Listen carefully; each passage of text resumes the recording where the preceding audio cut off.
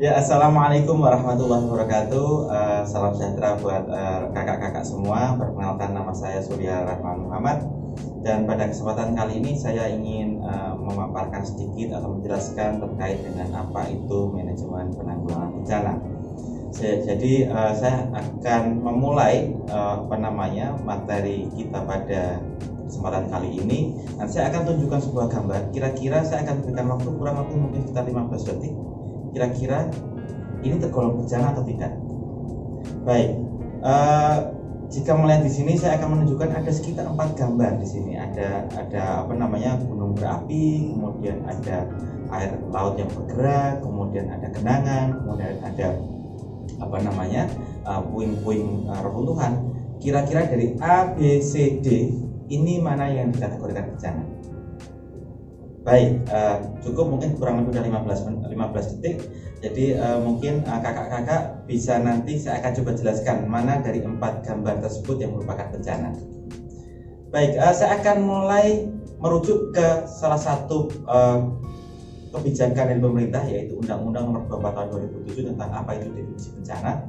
Jadi adalah sebuah peristiwa atau rangkaian peristiwa yang mengancam dan mengganggu kehidupan dan penghidupan. Jadi di sini ada disebut peristiwa dan rangkaian peristiwa, sehingga ini bisa bersifatnya mandiri atau bisa bersifatnya kolateral.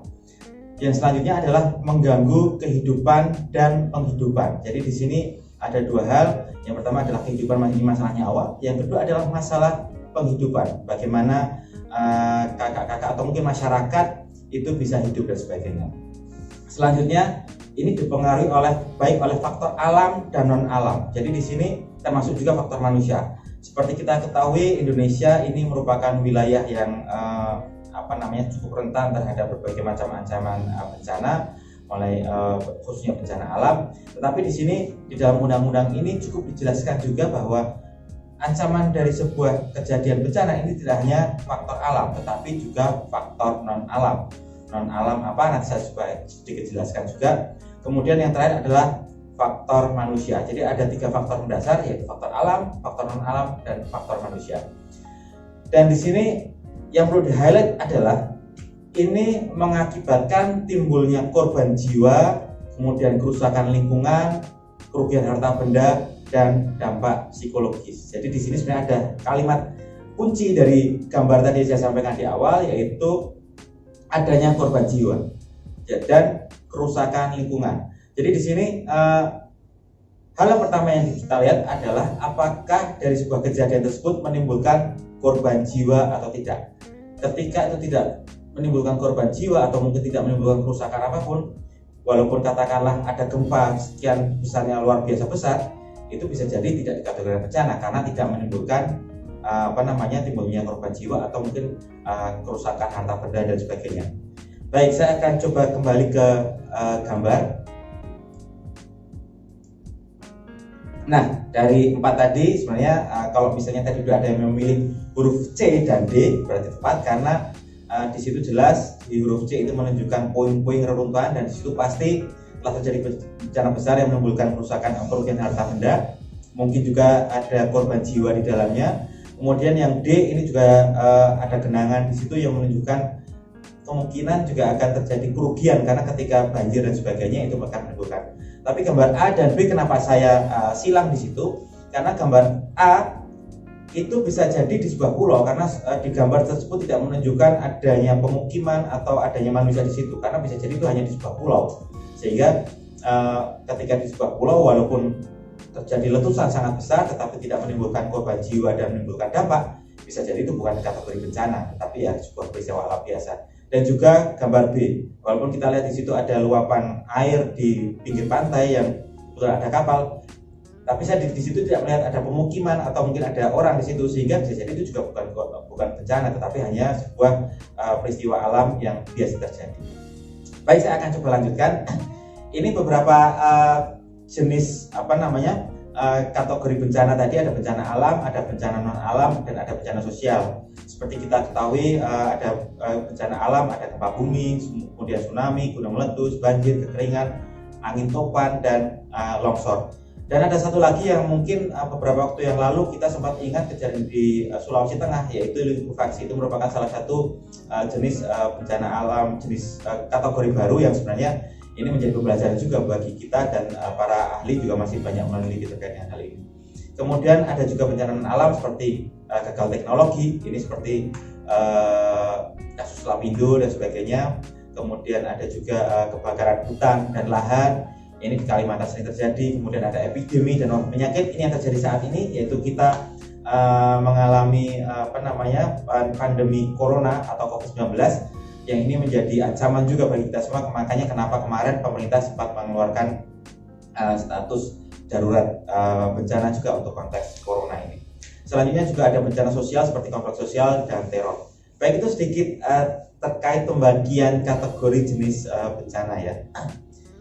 Selanjutnya di paradigma penanggulangan bencana sendiri ini mengalami sedikit transformasi perubahan, di mana ada ada masa-masa ketika kita belum memiliki kebijakan atau undang-undang terkait penanggulangan bencana, sehingga sebelum tahun 2007 kita mungkin pernah mengalami serangkaian bencana besar, tetapi kita belum memiliki payung hukum bagaimana mengatur penanganannya. Di sisi lain, lembaga-lembaga kebencanaan masih bersifat ad hoc. Dulu kita mengenal dengan istilah Bakornas, kemudian setelah adanya undang-undang kita mengenal dengan nama BNPB. Selanjutnya titik berat di penanggulangan bencana, kalau dulu kita masih selalu berfokus pada bagaimana merespon, sehingga paradigma itu yang akhirnya lambat laun akan mengalami pergeseran. Dan sebenarnya kalau misalnya kita coba lihat di tampilan di paparan, sebenarnya kondisi-kondisi tersebut ini juga akan mempengaruhi berbagai pola pendekatan yang kita lakukan. Misalnya di dalam konteks pra bencana atau sebelum terjadinya bencana, biasanya kita akan kurang melakukan kesiapsiagaan, kemudian pencegahan dan mitigasi juga kurang, kemudian bencana saat terjadi masyarakat juga tidak siap, kemudian saat terjadi darurat masyarakat menjadi panik, atau mungkin bahkan otoritas tempat juga menjadi panik, kemudian kewenangan juga tidak jelas, koordinasi juga bisa jadi kacau karena memang tidak ada sistem yang mengatur tersebut, dan tidak tahu apa yang harus dilakukan. Kemudian ketika pasca bencana, pemulihan menjadi lambat, kemudian bantuan hanya untuk tanggap darurat saja, kemudian aspek sosial dan ekonomi kurang mendapatkan perhatian. Dan itu sebenarnya hal-hal yang terjadi sebelum kita memiliki kebijakan terkait dengan penanggulangan bencana. Selanjutnya, apa yang bisa kita lakukan? Beberapa waktu yang lalu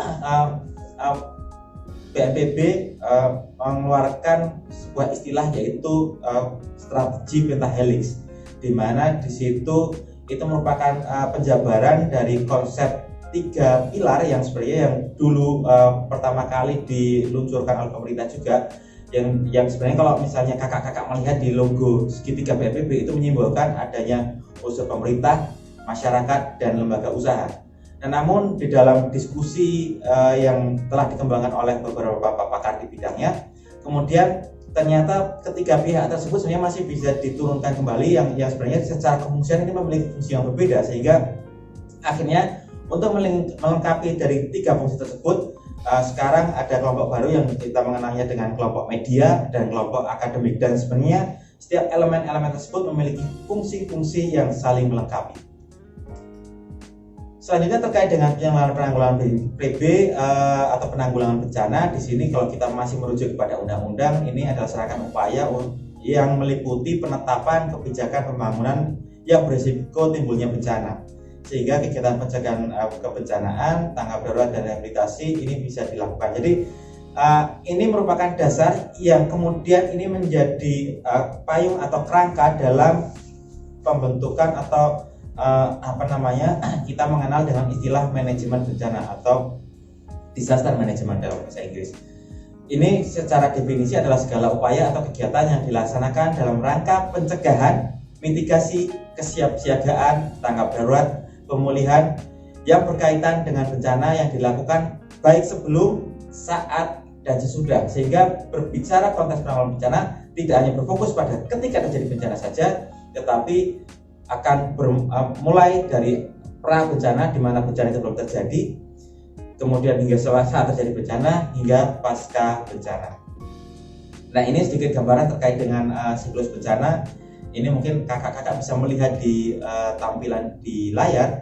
Di situ dimana ini merupakan siklus yang akan selalu terjadi, karena dengan menggunakan pendekatan geologi sebenarnya bumi kita akan selalu mengalami pergerakan dan pergerakan, di mana di situ akan mempengaruhi ekosistem yang ada yang sebenarnya itu hanya akan mencari kestabilan saja.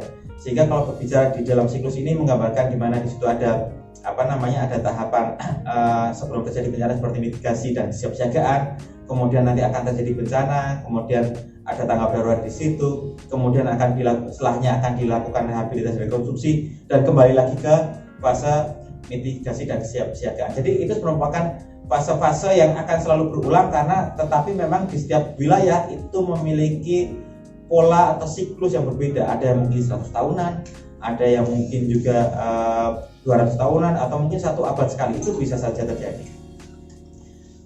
Selanjutnya ini skema terkait dengan penanggulangan bencana, dan ada beberapa tahapan yang memang kita mencoba mentelaah dari tiap tahapan tersebut, seperti misalnya berbicara terkait dengan prabencana. Prabencana di sini sebenarnya dibagi menjadi 2, di mana ada situasi tidak ada potensi, yang kedua di situ ada potensi. Dan di tiap tahapan lagi itu juga memiliki mekanisme atau strategi yang bisa dilakukan. Misalnya terkait dengan situasi tidak ada potensi, misalnya dilakukan perencanaan pembangunan yang baik, kemudian adanya pencegahan jika terjadi bencana. Jadi ada asumsi resiko yang sebenarnya itu menjadi kerangka bagaimana kita melakukan pencegahan, kemudian pengurangan resiko bencana, kemudian pendidikan, pelatihan, penelitian, dan sebagainya. Itu kegiatan-kegiatan ini sering sekali dilakukan oleh di beberapa negara-negara, seperti negara-negara yang memiliki ancaman cukup tinggi seperti negara Jepang dan sebagainya. Itu sebagai upaya untuk meningkatkan kesadaran, karena bisa jadi ancaman itu tidak terjadi di wilayah kita, tapi bisa saja terjadi ketika kita melakukan perjalanan di daerah yang lain. Kemudian masih di tahapan prabencana, ada situasi adanya potensi bencana. Di sini apa yang bisa kita lakukan ketika memang potensinya sudah jelas, misalnya katakanlah seperti banjir atau katakanlah gunung berapi, biasanya ada peringatan dini sebelumnya. Itu biasa kita lakukan, misalnya melakukan kegiatan mitigasi, kemudian ada peringatan dini, kemudian ada juga kegiatan-kegiatan yang sifatnya kesiapsiagaan. Kemudian apa yang bisa dilakukan ketika saat bencana? Di situ ada misalnya kakak-kakak bisa membantu dalam konteks kegiatan kaji cepat, kemudian adanya status keadaan darurat, kemudian adanya kegiatan penyelamatan dan evakuasi, yang saya kira ini banyak dilakukan ketika di wilayah terjadi bencana. Kemudian pemenuhan kebutuhan dasar, karena biasanya setelah dilakukan evakuasi orang akan berkumpul, biasanya menjadi masalah berikutnya adalah bagaimana kita bisa memenuhi kebutuhan dasarnya, yaitu baik makan, kemudian tempat tinggal dan sebagainya. Selanjutnya termasuk juga di situ ada pemulihan dan perlindungan.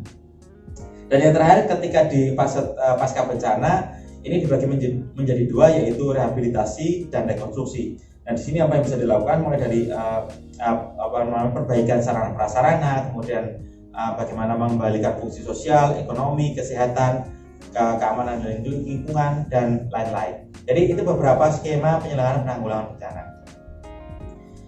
Nah, ini beberapa gambaran terkait dengan perencanaan penanggulangan bencana. Ini sebenarnya hanya semacam informasi saja. Harapannya ketika kakak-kakak nanti terlibat di dalam konteks pengembangan rencana yang lebih besar, kakak-kakak juga bisa belajar dan mungkin terlibat, karena sebenarnya berbicara penanggulangan bencana seperti tadi yang saya sebutkan terkait dengan konsepsi atau skema peta helix, itu menjadi urusan bersama. Siapapun yang yang mungkin tinggal di Indonesia itu memiliki kewajiban bagaimana turut serta dalam upaya penanggulangan bencana. Nah, ini beberapa hal yang mungkin saya uraikan lebih detail lagi terkait bagaimana tahapan, kemudian tujuan, manajemennya seperti apa, kemudian penyelenggaraan, kegiatannya. Tadi sebenarnya sudah saya jelaskan di slide sebelumnya. Ini cuman saya mencoba membreakdown lagi apa-apa yang bisa dilakukan, kemudian sampai di konteks perencanaan, pendanaan, hingga hal-hal yang lain yang sebenarnya ini sebenarnya saling mendukung dalam upaya penanggulangan bencana. Nah, ini filosofi yang memang perlu ditanamkan di dalam diri kita ataupun mungkin kepada siapapun terkait dengan penanggulangan bencana. Yang pertama adalah jauhkan bencana dari masyarakat. karena kita merupakan bagian dari masyarakat, ya kalau misalnya memang kita atau kita berada di wilayah yang memiliki potensi resiko, ya saya pikir kita bisa menjauhi. Tapi kalau memang tidak bisa, ya mungkin kita bisa melakukan upaya-upaya adaptif. Kemudian jauhkan masyarakat dari bencana. Jadi ini dua konteks yang berbeda, memang terkesan kalimatnya dibalik tapi sebenarnya konsepnya berbeda, di mana ketika menjauhkan bencana dari masyarakat berarti bagaimana kita bisa memitigasi, jadi mengurangi resiko. Jadi kalau misalnya memang wilayah tersebut potensi banjir, ya kita bisa saja membangun dam dan sebagainya. Tetapi bisa juga konteksnya adalah menjauhkan masyarakat dari bencana, yaitu mungkin kita bisa mengungsikan masyarakat dari lokasi tersebut atau memindahkan masyarakat dari lokasi tersebut. Atau yang sebenarnya opsi yang terakhir, yang ketiga adalah kita bisa hidup berdampingan atau harmonis bersama bencana, sehingga kita bisa mengamati pola-pola atau siklus-siklus alam yang sebenarnya dengan kita mengamati tersebut kita bisa memahami kapan memang resiko besar akan muncul dan kapan resiko itu bisa kita tangani dengan baik. Itu beberapa filosofi yang memang kami harapkan kakak-kakak bisa juga memahami. Selanjutnya ini merupakan beberapa slide terakhir, ada 3 slide terakhir yang sebenarnya saya ingin lebih menekankan bahwa konteks penanggulangan bencana dalam satuan pendidikan khususnya baik di prabencana. Di sini pertama adalah harapan yang kita inginkan adalah sekolah mampu atau mungkin satuan pendidikan mampu mengenali ancaman dan memprediksi sebelum terjadinya bencana. Karena kami tahu bahwa satuan pendidikan ini menjadi penopang dalam upaya membangun pendidikan, sehingga ketika sekolah ini sudah aware, harapannya kita juga bisa menciptakan kader-kader baru atau anak didik baru yang memahami terkait dengan penanggulangan bencana, sehingga tahu betul mengenali ancaman dan memprediksi sebelum terjadi bencana. Kemudian mampu mencegah terjadinya bencana jika memungkinkan, atau setidaknya mampu mengurangi dampaknya. Itu hal minimal yang bisa kita lakukan. Kemudian bentuknya apa saja bisa kita lakukan? Yang pertama adalah bagaimana membangun paradigma pengurangan risiko bencana di satuan pendidikan. Kemudian bagaimana nanti ada kegiatan analisa risiko bencana, kemudian penyusunan rencana sekolah baik fisik ataupun non fisiknya seperti apa dengan menggunakan pendekatan 3 pilar. Kemudian ada kegiatan pendidikan, pelatihan dan sebagainya. Kemudian ada kegiatan mitigasi, ini bisa struktural atau non struktural. Kemudian ada juga penyediaan dan penyiapan kebutuhan pendidikan. Di sisi lain juga adanya penyiapan lokasi evakuasi, kemudian pengembangan mekanisme peringatan dini. Dan sebenarnya kesemuanya ini merupakan bagian atau sifatnya sesuatu yang terintegrasi dalam program yang akan kita jalankan, yaitu Satuan Pendidikan Aman Bencana. Dan kesemuanya ini sebenarnya nanti akan masuk ke dalam setiap tahapan-tahapan yang ada. Nah, saya ingin melanjutkan apa yang bisa dilakukan penanggulangan bencana dalam konteks di satuan pendidikan di saat tanggap darurat. Harapannya apa? Jika terjadi bencana, sekolah mampu menanggulangi bencana secara efektif. Jadi bentuk kegiatan apa saja yang bisa dilakukan? Yang pertama, dapat melakukan mekanisme penyelamatan, baik guru atau siswa ini bisa melakukan penyelamatan mandiri, sehingga tentunya ketika kita tahu apa yang bisa kita lakukan, tentunya itu hal pertama yang mungkin bisa menyelamatkan kita. Selanjutnya adalah pengkajian dampak pada fasilitas pendidikan. Ini juga bisa kita lakukan setelah mungkin terjadi bencana, kita bisa melihat dampaknya seperti apa. Kemudian penentuan status keadaan darurat. Ini sebenarnya lebih menekankan pada kebijakan di level daerah ataupun mungkin di nasional, tetapi sebenarnya dalam konteks kewilayahan, misalnya di level sekolah, mungkin bisa juga ditentukan oleh kepala sekolah, misalnya konteks sekolah berapa lama akan libur, atau kapan akan mulai masuk sekolah lagi, kapan akan mulai ada kegiatan belajar mengajar lagi. Kemudian ada juga kegiatan penyelamatan dan evakuasi masyarakat atau warga sekolah, kemudian perlindungan pada siswa didik, kemudian pemulihan pada fasilitas dasar, kemudian pengembangan kegiatan pendidikan dalam situasi darurat. Dan ini sebenarnya sudah banyak rujukan yang bisa kita gunakan dalam pengembangan kegiatan pendidikan di dalam situasi darurat. Kemudian yang terakhir adalah penanggulangan bencana dalam konteks satuan pendidikan di situasi pasca bencana darurat dan dalam pasca bencana. Dan di sini sebenarnya kita menekankan ada 2 hal, yaitu aspek rehabilitasi dan rekonstruksi. Harapannya apa? setelah terjadi bencana kegiatan pendidikan dapat segera pulih kembali. Kemudian hal-hal apa saja sih yang bisa dilakukan? Yang pertama adalah pemulihan fasilitas pendidikan dan kegiatan belajar mengajar. Kemudian di sini saya cuma ingin sedikit menjelaskan terkait apa sih perbedaan antara rehabilitasi dan rekonstruksi. Jadi kalau berbicara rehabilitasi ini adalah perbaikan dan pemulihan. Jadi sedangkan berbeda sekali dengan rekonstruksi. Rekonstruksi itu adalah pembangunan kembali. Jadi sebenarnya kalau ingin saya sedikit menggunakan analogi, jikalau kita memiliki sebuah kursi dan salah satu penyangganya patah, ketika kita menggunakan istilah rehabilitasi berarti kita akan mencari kayu lagi, kemudian kita akan memperbaiki kursi tersebut dan kita akan gunakan kembali. Tapi ketika kita menggunakan istilah rekonstruksi, berarti kursi tersebut kita buang, kita beli kursi baru atau membangun kursi baru, membuat kursi baru. Sehingga itu beberapa pendekatan-pendekatan yang sebenarnya dilakukan dalam konteks penanggulangan bencana. Baik, mungkin itu saja yang bisa saya sampaikan. Mohon maaf jika dalam penyampaian ada hal-hal yang mungkin saya menyampaikan terlalu cepat atau mungkin kurang terlalu jelas. Terima kasih dari saya. Billahi taufiq wal hidayah. Wassalamualaikum warahmatullahi wabarakatuh.